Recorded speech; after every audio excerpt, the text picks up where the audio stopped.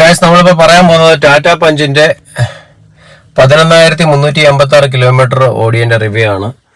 വണ്ടി ഇത് ഓട്ടോമാറ്റിക് ആണ്. ഓട്ടോമാറ്റിക് ട്രാൻസ്മിഷൻ എന്ന് പറഞ്ഞു കഴിഞ്ഞാൽ ഇപ്പൊ നോക്കുക, ഈ വണ്ടി റിവേഴ്സിലാണ് കിടക്കുന്നത്. ഇതിപ്പോ ന്യൂട്രലാണ്.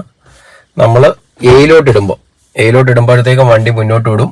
പിന്നെ വണ്ടി ന്യൂട്രൽ ഇതെല്ലാം ഈ ബ്രേക്കിൽ ചവിട്ടിയിട്ടാണ്. നമുക്ക് ക്ലച്ച് ഇല്ല, ബ്രേക്കിൽ ചവിട്ടിയാണ് ഇതെല്ലാം ചെയ്യുന്നത്. അത് കഴിഞ്ഞിട്ട് റിവേഴ്സ് ഇടാൻ വേണ്ടി ബ്രേക്കിൽ തന്നെ ചവിട്ടിയിട്ട് ആറിലിടുന്നു. ഇപ്പം നമ്മുടെ വണ്ടി ന്യൂട്രലിൽ കിടക്കുവാണ്.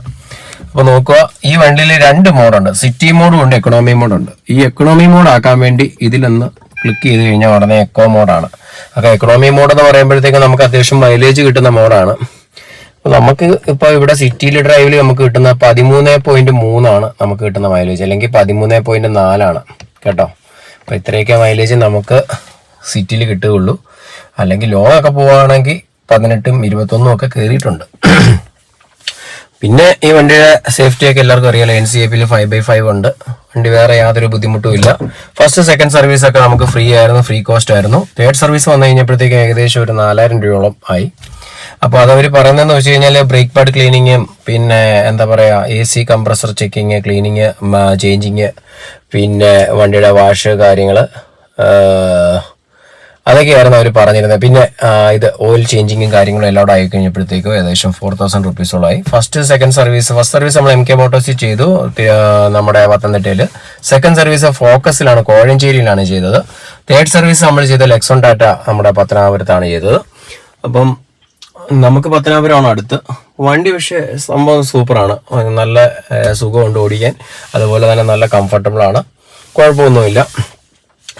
ഓക്കെ, ഇത്രയൊക്കെ ഉള്ളൂ ഈ വണ്ടിയെ കുറിച്ച് പറയാനായിട്ട്. പിന്നെ മൈലേജിന്റെ കാര്യത്തിൽ ഇത്രയൊക്കെ മൈലേജ് നമുക്ക് പ്രതീക്ഷിക്കാനുള്ളൂ. കാരണം ഒന്നാമത്തെ കാര്യം എന്താ പറയാ, വണ്ടി ഓട്ടോമാറ്റിക് ആയതുകൊണ്ട്, പിന്നെ വണ്ടിയുടെ ആ ഒരു സേഫ്റ്റി, ആ ഒരു സുഖത്തിന് വേണ്ടി നമ്മൾ ഇത്രയും രൂപ കൊടുത്തേ പറ്റൂ, അല്ലെങ്കിൽ ഇച്ചിരി എക്സ്പെൻസീവ് ചെയ്തേ പറ്റൂ, അല്ലാതെ ഇപ്പം എന്താ ചെയ്യാൻ പറ്റും.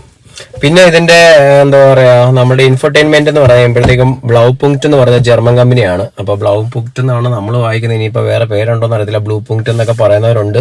അപ്പൊ ജർമ്മൻ മോഡാണ്, അത്യാവശ്യം നല്ല സംഭവമാണ്. ആദ്യം ഇവർ വെച്ചിരുന്ന ക്രോസ് ലിങ്സിന്റെ ആയിരുന്നു, അത് നമുക്ക് വേണ്ടെന്ന് പറഞ്ഞു. ഏകദേശം 25,000 എക്സ്ട്രാ കൊടുത്തിട്ടാണ് അത് വാങ്ങിയത്. അപ്പോൾ അതിൽ എനിക്ക് അത്ര വലിയ സുഖം തോന്നാത്തത് കാരണം ബ്ലൂ പുങ്ക്റ്റിന്റെ ആണ് എടുത്തിരിക്കുന്നത്. ബ്ലൂ പുങ്ക്റ്റിനകത്ത് ആകുമ്പോഴത്തേക്ക് എല്ലാ രീതിയിലുള്ള ഓപ്ഷൻസും ഉണ്ട്, കുഴപ്പമില്ലാത്ത രീതിയിൽ. നമുക്കിവിടെ വൈഫൈ കണ്ടിന്യൂസ് ആയിട്ട് കിട്ടുന്നതുള്ളതുകൊണ്ട് മാപ്പും കാര്യങ്ങളും എല്ലാം ചെയ്യാനും എടുക്കാനും ഒക്കെ എളുപ്പമാണ്. അപ്പോൾ മാപ്പ് എവിടെയെങ്കിലും പോകണമെന്നുണ്ടെങ്കിൽ തന്നെ നമ്മൾ ഇതിനകത്ത് തന്നെ ഞാനൊരു മോഡം സെറ്റ് ചെയ്ത് വെച്ചിരിക്കുകയാണ്. അപ്പോൾ മോഡം ഇങ്ങനെ സെറ്റ് ചെയ്തത് കാരണം ജിയോ മോഡമാണ്.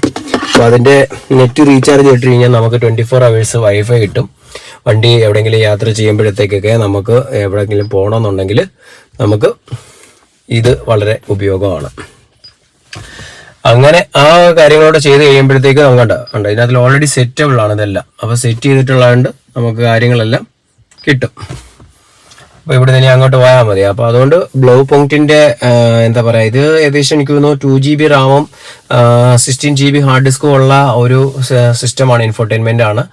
അപ്പം അതിനനുസരിച്ചുള്ള ചെറിയ സ്ലോ ഒക്കെ ഉണ്ട്. പക്ഷേ അത് മാപ്പ് കാര്യങ്ങളൊക്കെയാണ് ഉപയോഗിക്കുന്നത് കൂടുതലും. പിന്നെ നമ്മൾ ഉപയോഗിക്കുന്നത് പെൻഡ്രൈവ് വെച്ച് പാട്ട് കേൾക്കുന്നു, അല്ലെങ്കിൽ സിനിമ കാണുന്നു, പിന്നെ FM ഉപയോഗിക്കുന്നു. പിന്നെ ഇതിന്റെ ഹർമാന്റെ സ്പീക്കറാണ് എല്ലാത്തിനകത്തും വരുന്നത്. ഹർമാന്റെ സ്പീക്കറാണ് വരുന്നത്. അപ്പോൾ നല്ല സൗണ്ട് ക്ലാരിറ്റിയും കാര്യങ്ങളൊക്കെ ഉണ്ട്, കുഴപ്പമില്ല. ഓക്കെ.